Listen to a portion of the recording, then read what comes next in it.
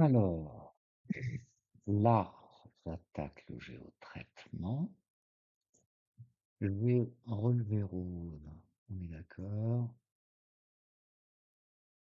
Ça, c'est ma coupe que je garde pour une saisie ultérieure. Moi, aujourd'hui, je vais bien enregistrer mes points dans cette coupe-là. Que me reste? Je veux donc sélectionner les éléments de ma grille qui contiennent des roses trémières en passant par vecteur, outil de recherche, sélection par localisation. Alors, je m'en vais prendre ma grille. Je veux sélectionner les éléments de ma grille en coupant les entités roses et puis c'est contient qui m'intéresse. Ça, chiffrer, exécuter, fermer. Il m'a bien sélectionné uniquement mes petits carreaux. Alors là, je vais redescendre sur ma grille. Je vais inverser la sélection des entités. Hop. Et je vais mettre à la poubelle tous toutes ces entités sélectionnées. Alors, si je fais supr, ma couche n'étant pas éditée, il ne va pas annuler, donc je vais demander éditer ma couche et j'ai ma petite poubelle qui est là. Hop, je supprime les 944 entités. OK. Alors moi, je me dis que ça, c'est ce que je veux. Ben, je vais m'en faire une copie. Donc, je m'en vais. J'aurais peut-être dû faire une copie avant. Je m'en vais faire une copie. Dupliquer la couche. OK, créer une copie. Donc, moi maintenant, je vais travailler là-dessus. Alors, grille, copie. Je copie ma grille. Voilà. Je continue à travailler là-dessus. Donc la grille copie, je ne veux plus la voir. Moi maintenant, ce qui va m'intéresser, c'est de compter dans ma grille. Alors, j'enregistre. C'est de compter les éléments de ma grille qui contiennent des petits points. Alors, c'est vecteur, ça c'est sûr. Géotraitement, recherche, point aléatoire à l'intérieur des polygones.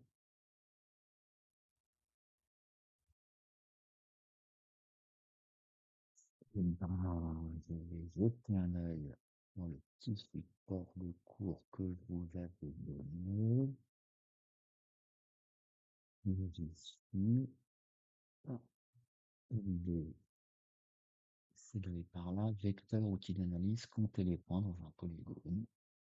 Excellente intuition. Donc, c'est vecteur, outil d'analyse. Compter les points dans les polygones. Alors, la grille, polygone, c'est ma grille. Ça n'est pas la copie, hein, c'est ma grille. Les points viennent d'où? De mes relevés. Optionnel, optionnel, non descend du dénombrement, num point. Je vais lui laisser, je donne pas de nom là, donc il va me créer une couche virtuelle et je vais voir le résultat. Exécute.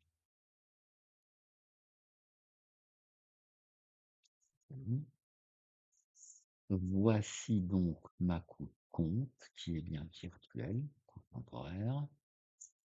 Et qu'est-ce que je dois faire?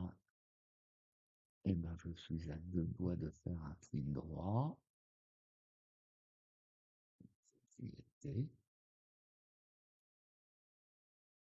Alors, non, pardon, celle-là, je vais l'enregistrer, mais ça c'est fait. Et pour celle-là, alors qu'est-ce que j'ai fait? Je veux mes points. Je veux faire. euh, Non, oui, je voulais vous montrer la table attributaire. Donc la table attributaire, c'est ça. Alors, ça c'est le numéro, la clé primaire de ma table. cette table. Ça, c'est des idées qu'il a récupérées de la grille, je pense, coordonnées, on s'en moque. Et si vous vais regarder, voilà, même point, c'est ça. Et donc, j'ai une couche en bas là où il y en a deux.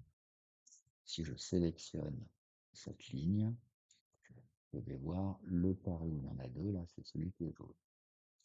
Si je désélectionne en cliquant ailleurs, avec une petite sélection qui est top, top, top, non, j'ai désélectionné ma couche. Donc, j'ai bien compris que cette compte qui est temporaire contient une table, un classeur qui contient les données suivantes, un paquet de données qui ne m'intéresse pas, sauf le camp même point qui contient des entiers qui représentent le nombre de roses trémières. Donc maintenant que j'ai compris ça, je peux faire un clic droit là-dessus, propriété, aller lui dire dans symbologie, c'est un symbole unique, mais que ça va être gradué. Alors les valeurs, où va-t-il les chercher? Même point.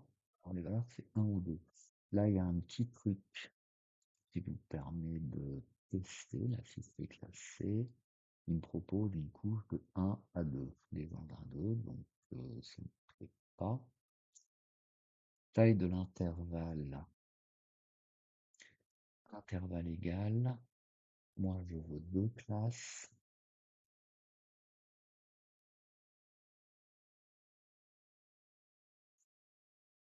Alors, les valeurs, c'est de 1, 1, 5. Ah, ça, c'est pas mal. De 1, 5 à 2. Why not? Donc là, j'ai pris intervalle égal, deux classes.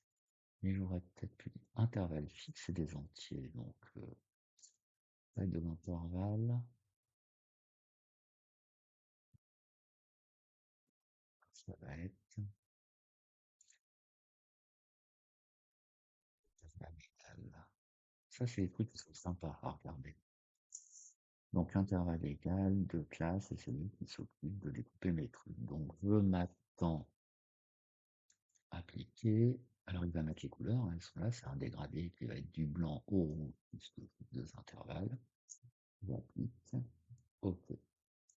Donc, j'ai bien deux petits carrés blancs. Voilà, donc cette rose trémière est dans ce carré-là.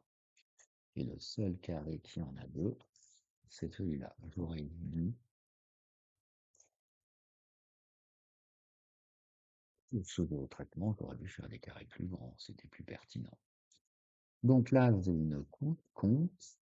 Ça, c'est le résultat de mon géotraitement. Elle est virtuelle, je m'en vais l'exporter, sauvegarder les entités de cette couche. Je vais au package, why not. Je vais mettre ça dans mon QGIS couche et puis je vais l'appeler. Alors, c'est plus le relevé, là, ça c'est le géotraitement. En rose, et considérer bien une date, 30 juin 2025. J'enregistre. OK.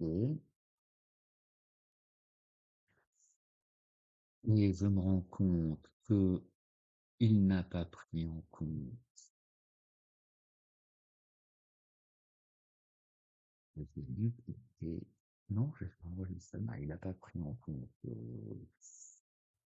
ma coloration. Donc, je vais la faire graduer.